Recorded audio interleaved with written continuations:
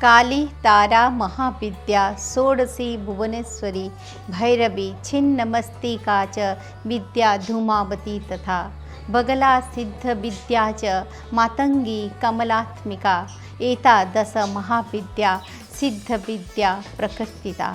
नमस्कार, उदय India digital में आपका स्वागत है। मैं हूँ उपाली अपराजिता।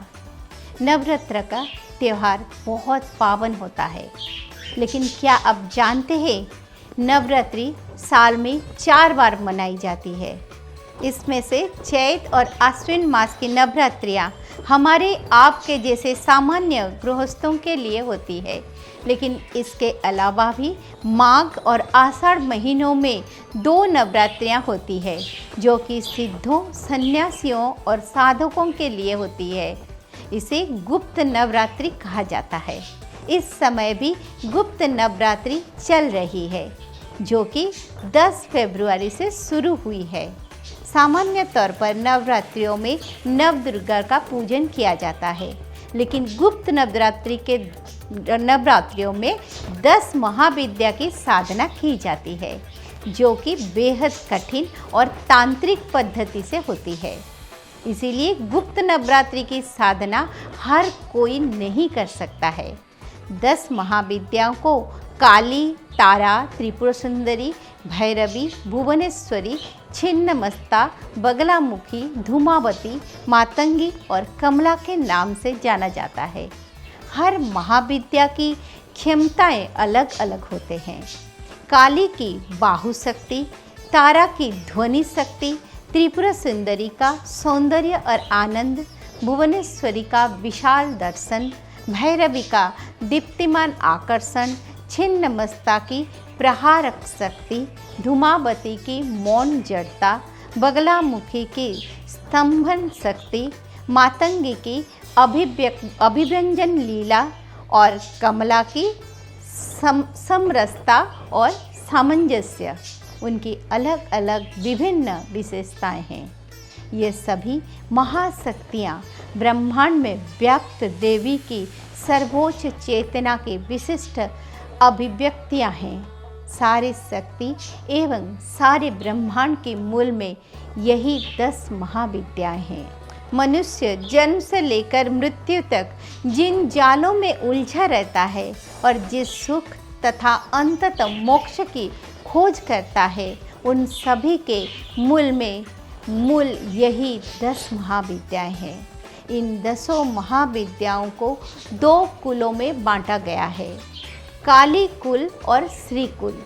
काली कुल में 3 देवियां हैं, माँ काली, माँ तारा और माँ भुवनेश्वरी।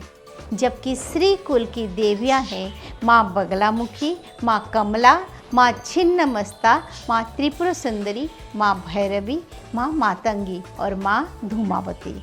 इन 10 महाविद्याओं की उत्पत्ति कथा बेहद दिलचस्प है। जब माता सती अपने पिता दक्ष प्रजापति के यज्ञ में जाना चाहते थे, तो भगवान शिव ने उन्हें रोकने की कोशिश की थी।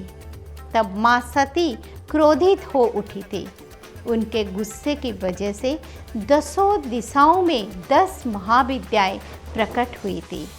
इसमें से काली माँ उत्तर दिशा में, माँ तारा उत्तर दिशा, त्रिपुर सुंदरी ईशान दिशा, देवी भुवनेश्वरी पश्चिम दिशा, त्रिपुर भैरवी दक्षिण दिशा, माता छिन्नमस्ता पूर्व दिशा, भगवती धूमावती उत्तर पूर्व दिशा, माता बगलामुखी दक्षिण दिशा, भगवती मातंगी वायव्य दिशा, माता श्री कमला नैऋत्य दिशा में निवास करते हैं।